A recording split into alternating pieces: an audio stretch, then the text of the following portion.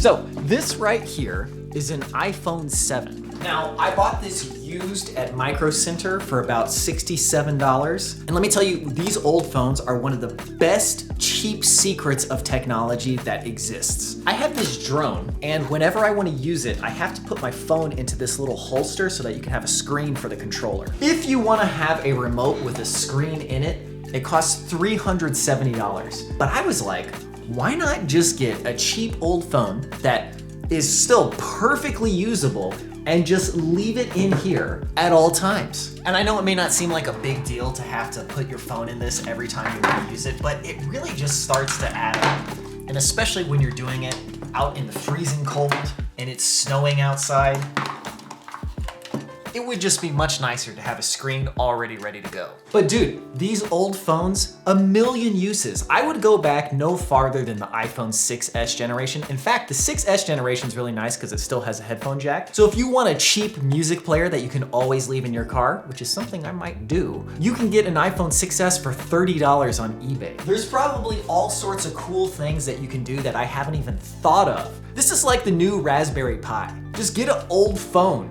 and you've got this amazing little computer. Wow, it is really coming down. This is like the first major snow of the whole year. The whole season, that is.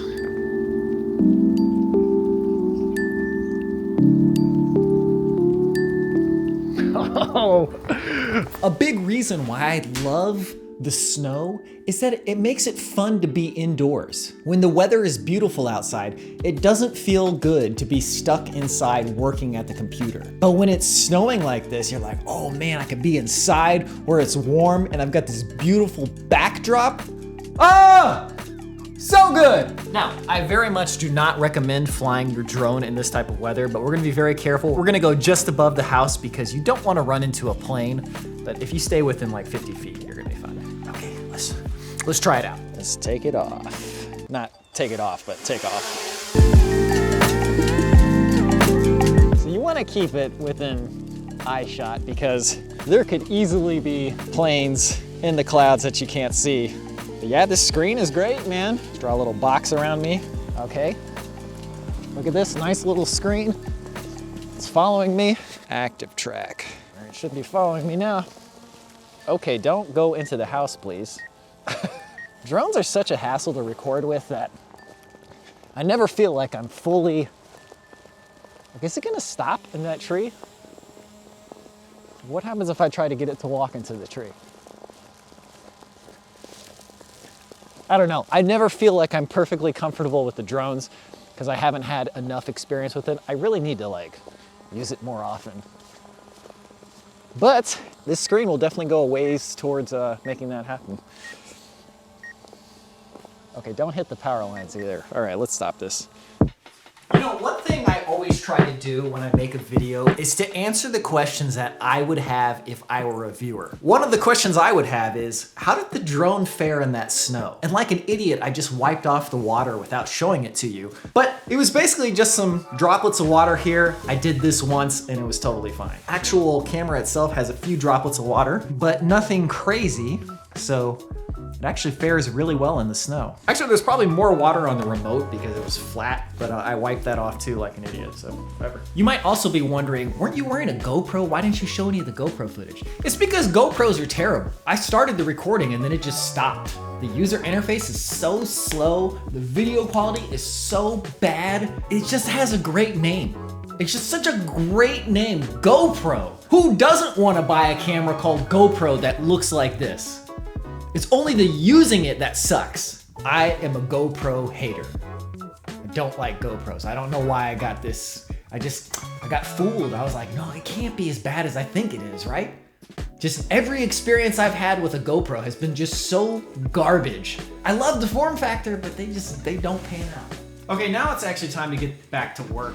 The editing for part 3 has just been going so unbelievably slowly. Like, I'm just not back in the rhythm yet. It starts off with so many clips that just do not have audio. We left Brian at the bus stop by himself for 5 hours, like a bunch of terrible friends. I cannot fathom what we were thinking. And it's like our brains just must have been dehydrated from all the hiking the day before, because I just was like in this weird mindset of just trying to be a completionist. I was like, I'm not gonna miss any of the trail. I'm doing this. And then we just left Brian by himself at a bus stop for 5 hours. Like that is a regret that I'm going to take to my grave. It's not that big of a deal. He was fine. He had the internet. He made it on the bus, no problem. He was just bored for 5 hours. But we could have had like this great, like me and Brian exploring the town, and then Andrew and Thomas hiking. And we would have discovered the audio problems because we would have situated the cameras. Just, what was I thinking? Anyway, so that's been demoralizing to edit, but also it's just super long. And we've been working on these for so many months now. It's like a splinter that just, I can't get the splinter out, and I'm just digging at it. But we gotta keep digging at this splinter.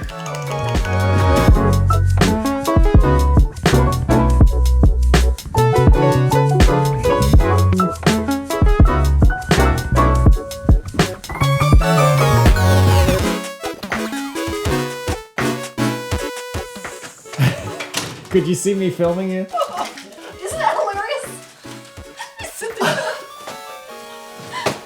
Oh my God, what?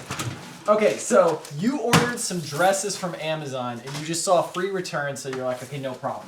But these are dresses that were shipped from China, like on a boat. This was last June. And I initiated a return and they were like, can you please just take a discount instead of returning this? And then finally I was like, no, I really want to return it to you. I was like, I'll pay for the shipping, I don't mind. But they never really said anything, and I don't think they wanted me to ship it back. They just gave the refund, and I think they were willing to take it as a loss. But I shipped it back anyway. It is now February of the next year, and this showed up yesterday, and this showed up today. God knows where these have been. Or what they were doing. They were just like, I don't want this back, take it. It's been through something because there's new labels on it and stuff. Yeah, I don't know what happened. Okay, well that will do it for today's vlog. Hopefully tomorrow I can get something going. It has been nothing but a struggle, and I need to get some substantial progress done before February 29th, because February 29th is Final Fantasy VII Rebirth Day, and that's the only thing I'll be doing for at least a week, so we have some amount of urgency there. Okay, maybe if I frame it like that, that'll get me to do it.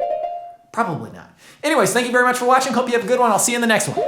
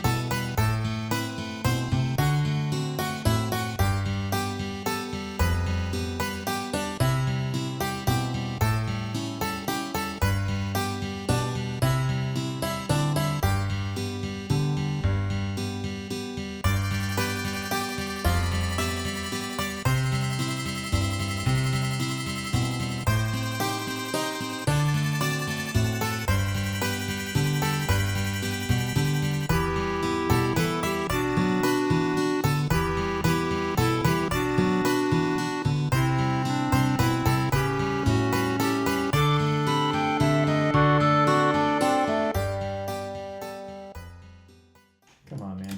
Tea house remains or something? Jagata Jizo.